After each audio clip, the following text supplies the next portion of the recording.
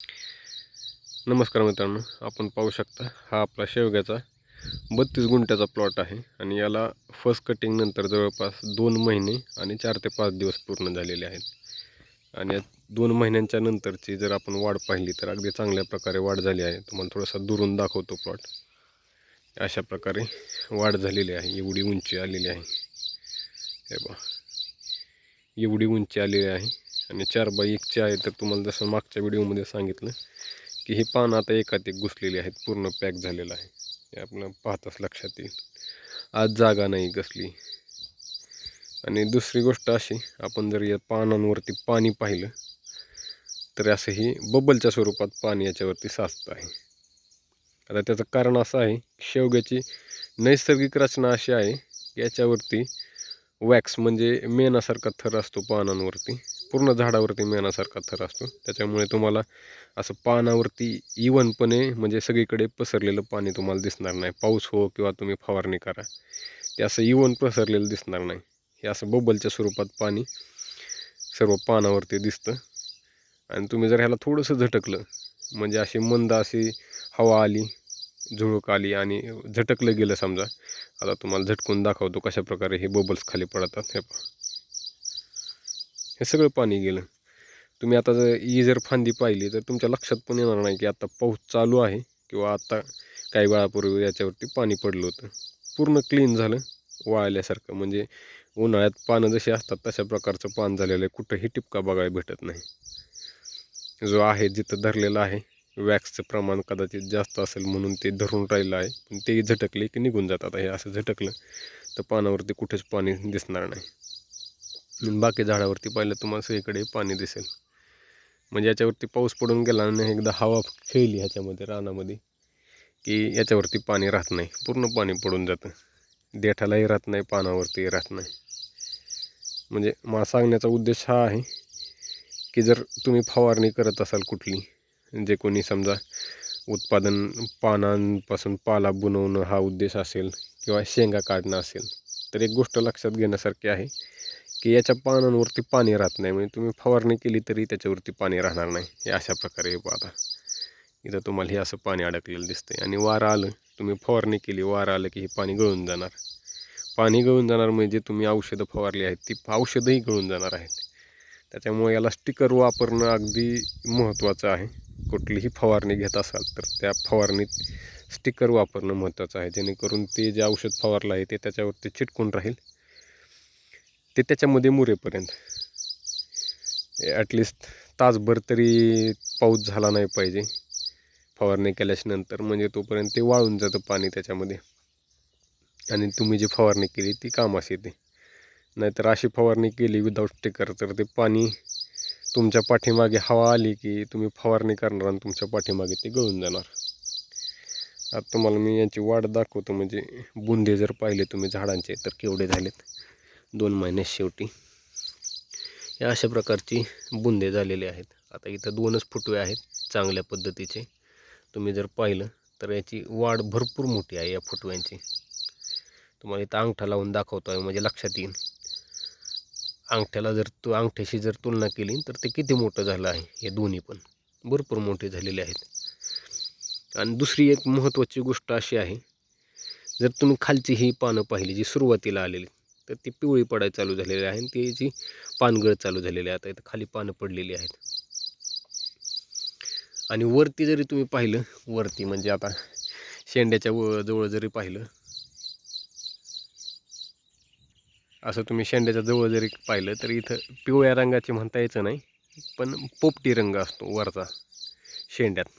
आता इथून पुढं जर पाहिलं, इथून पुढं हा पोपटी रंग आहे आणि खाली पण थोडासा पिवळसर रंग आहे. म्हणजे ॲक्च्युली पूर्ण गर्द हिरव्या रंगाची पानं मधल्या भागातच पाहायला मिळतात. हे अशा प्रकारचे वरचा पोपटी आहे, खाली पिवळा आहे. म्हणजे लक्षात ठेवायची गोष्ट अशी आहे, आता हे 2 महिने पूर्ण झालेले आहेत आणि 2 महिन्याच्या शेवटी खालून पिवळं व्हायला चालू झालं आहे. म्हणजे इथून पुढं जशी पुढं वाढ होत जाईल तशी खालची पानं पिवळी होत जाणार. आता तुम्ही इथं जर पाहिलं तर यात पिवळा रंग छटा दिसायला लागलेला आहे. म्हणजे 2 महिने अगदी परफेक्ट टाईम आहे कटिंगचा. त्यापेक्षा पुढं नाही गेलं पाहिजे. पुढं गेलं तरी थोडंफार चालते, तशी काही अडचण नाही एवढी की गेलंच नाही पाहिजे असंही काही नाही, पण 2 महिने मॅक्सिमम ठेवून जर कटिंग केलं, च्या आधी कटिंग केलं 45 दिवस, 50 दिवस आणि 60 दिवस जास्तीत जास्त, म्हणजे परिस्थिती जशी असेल तसं. उन्हाळ्याच्या दिवसात तर काही अडचण नाही, पण ही पावसाच्या दिवसातच अडचण येते. आता समजा पाऊस चालू आहे त्याच्यामुळे ते थोडंसं पुढं ढकलावं लागतं. ढकललं तरी चालते, पण 2 महिने मॅक्सिमम असं पकडायचं, जेणेकरून खालची पानं पिवळी होणार नाही आणि वजनात घट येणार नाही. तुम्ही फुटवे पाहिले तर आपले फुटवे चांगले आलेले आहेत सगळीकडे. ॲव्हरेज आपण 3 पकडतो आहे. तुम्ही जर इथं पाहिलं तर आता इथं भरपूर फुटवे आलेले आहेत आणि फुटव्यांची संख्या आणि जाडी चांगली आहे. आता याला किती आहेत? 1 2 3 4 5 6 7 फुटवे आहेत. आणि इथं तुम्ही जाडी जर पाहिली तर अंगठ्याच्या कांड्यापेक्षा मोठी आहे, कांडीपेक्षा भरपूर मोठी आहे. 7 फुटवे, कुठं 2 फुटवे, कुठं 3 फुटवे. ॲव्हरेज आपण पूर्ण प्लॉटमध्ये 3 पकडतो आहोत, म्हणजे फर्स्ट कटिंगला जेवढं वजन निघेल त्याच्या 3 पट अपेक्षा आहे. क्वालिटी पानांची अगदी चांगली आहे. कसल्याही फवारणी आणि खतांशिवाय आलेला प्लॉट आहे हा.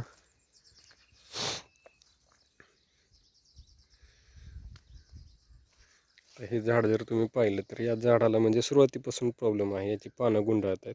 हे पहा, असे खड्डे झाले, त्याच्यात पाणी साचले, मोती पडल्यासारखं पाणी याच्यामध्ये साचलं. हे पहा,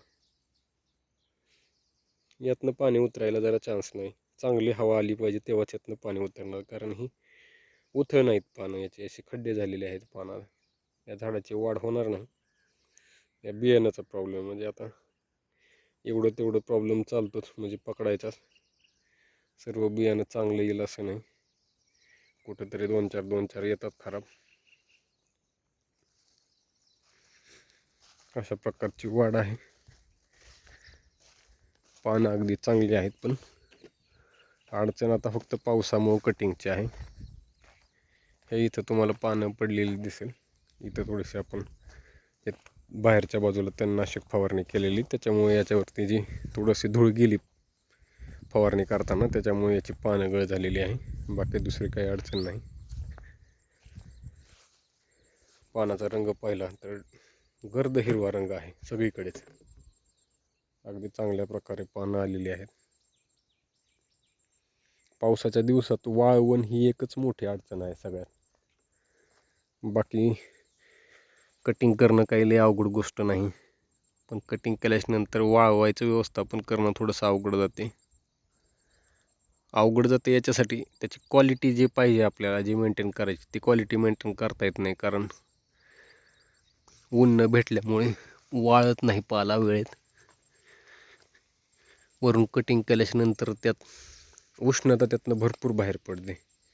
आता आम्ही जर बांधून ठेवलेलं आहे, बांधून ठेवलं वरती लटकवलं, तरी त्याच्यामधनं त्या उष्णतेमुळं ते थोडंसं असं पिवळं पडते, हिरवं न राहता. आपल्या अपेक्षा हिरवं व्हावं पान पूर्णपणे वाळताना, जेणेकरून 1 नंबर क्वालिटीचा माल आपल्याला देता येईल मार्केटमध्ये. पण ते सध्या पावसाच्या दिवसात थोडंसं अशक्यप्राय वाटतं. पण बघूया, आपण प्रयत्न करतो वेगवेगळे, ज्यातून पानाची क्वालिटी आपल्याला मेंटेन करता येईल. फायनल ती पद्धती आपण अवलंबणार. वेगवेगळ्या चुकांमधनं दुरुस्ती करत जे फायनल होईल, ज्यात चांगलं आपल्याला वाटेल, ते कायमस्वरूपी आपण अवलंबायचं, म्हणजे जेणेकरून पानाची क्वालिटी खराब होणार नाही.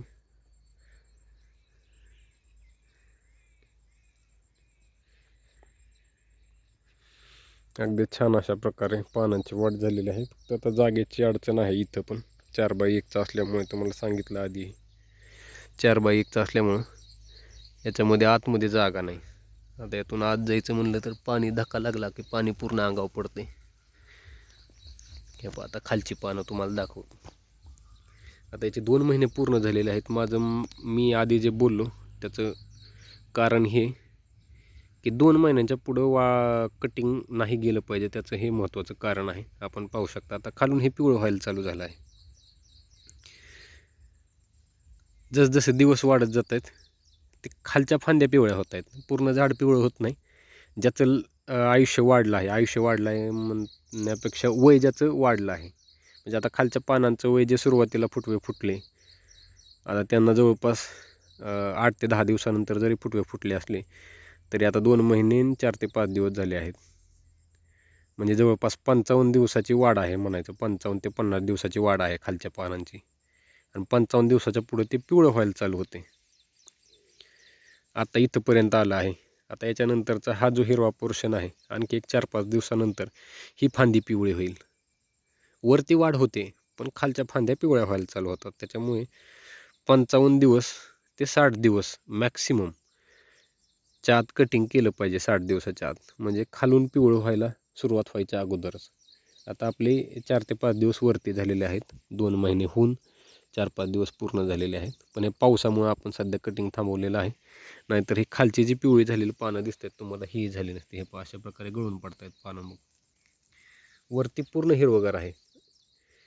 हे काही जास्त मोठं नुकसान नाही. खाली जे गळलेलं आहे एवढं तेवढं होतच असते. पण तरीही आपल्याला तेही होऊ द्यायचं नसेल तर मॅक्सिमम 60 दिवसाच्या आत कटिंग केली पाहिजे. म्हणजे हे जे नुकसान आहे, छोटंसं नुकसान आहे, तेही होणार नाही. आता 60 दिवसांच्या पुढं जर गेलं तर इथून पुढं आता फुलं धरायला चालू करते झाड. अगदी आपले 5 दिवस पूर्ण झाले आहेत. आणखी एक 8 ते 10 दिवसाच्या नंतर याला फुलं धरायला सुरुवात होते. तर हे न होता त्याच्या अगोदरच आपलं कटिंग झालं पाहिजे.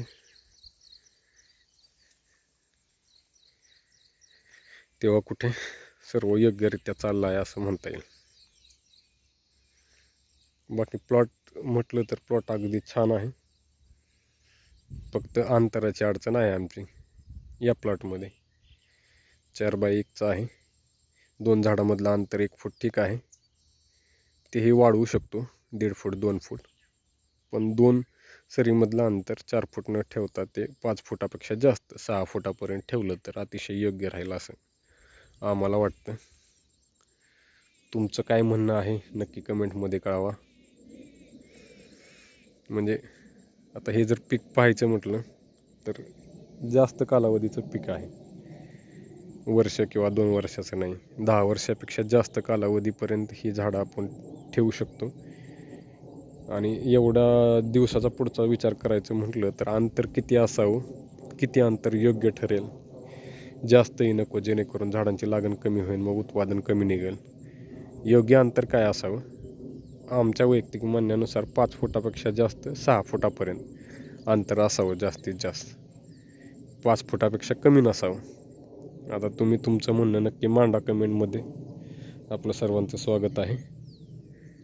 जेणेकरून जे कोणी नवीन शेतकरी असतील, ज्यांना कोणाला लागण करायची असेल, पाला उत्पादनासाठी असो किंवा शेंगा उत्पादनासाठी असो. शेंगा उत्पादनासाठी म्हणलं तर आणखी अंतर जास्त पाहिजे.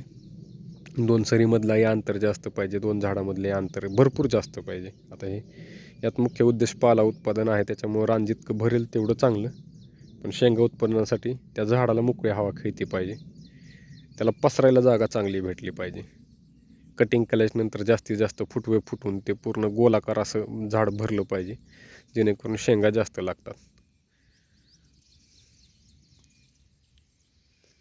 व्हिडिओ आवडल्यास व्हिडिओला लाईक करा, चॅनलला सबस्क्राईब करायला विसरू नका आणि कमेंट करायलाही विसरू नका. जे काही आपलं म्हणणं असेल, आपले वैयक्तिक अनुभव असतील, ते अनुभव मांडायला विसरू नका, जेणेकरून नवीन शेतकऱ्यांना त्याची नक्कीच मदत होईल.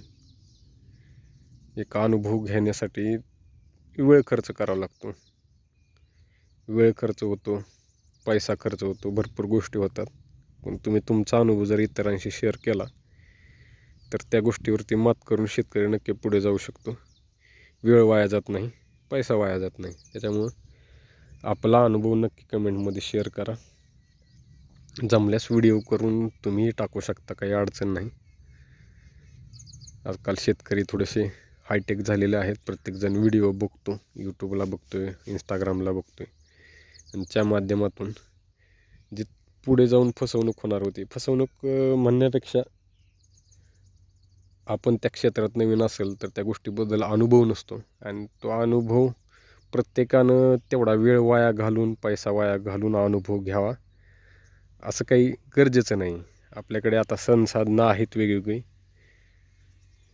प्रत्येकाच्या वेगवेगळ्या लोकांच्या अनुभवातून आपण ते शिकू शकतो.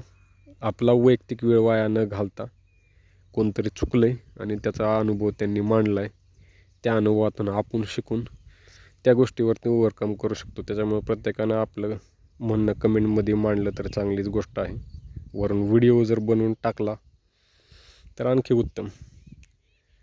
भरपूर लोकांनी आपला व्हिडिओ पाहावाच असं काही नाही, पण आपलं म्हणणं, आपला अनुभव सोशल मीडियावरती गेला तर चांगली गोष्ट आहे. आम्ही सध्या तोच प्रयत्न करतो आहोत. यातून काही आर्थिक उत्पादन मिळावं अशी काही अपेक्षा नाही. मिळालं तर चांगलीच गोष्ट आहे, कोणाला मिळावं वाटत नाही असं नाही. पण सध्या आमचे जे वैयक्तिक अनुभव आहेत या प्लॉटमधून आम्ही जे घेत आहोत ते तुमच्यापर्यंत मांडण्याचा प्रयत्न आहे. असो, परत एकदा व्हिडिओ आवडल्यास लाईक करा, शेअर करा, चॅनलला सबस्क्राईब करा आणि कमेंट करायला विसरू नका.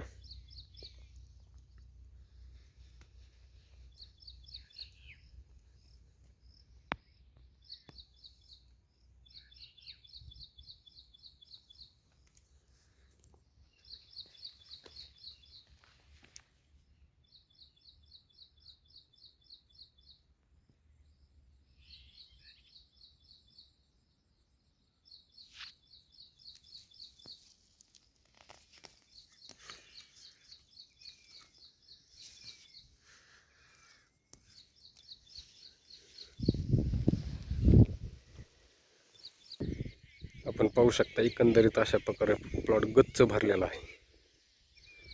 कुठेही मोकळी जागा उरलेली नाही. हिरवागार असा प्लॉट आहे. वरती शेंगा दिसत आहेत पोपटी रंगाच्या. पोपटी रंग कायमच वरती राहतो. जसजसे दिवस वाढत जातात खालची पानं गर्द हिरवी होतात, वरती शेंडा असाच पोपटी राहतो. खाली जर प्लॉटमध्ये पाहिलं तुम्हाला पूर्ण हिरवागार प्लॉट दिसतो आहे.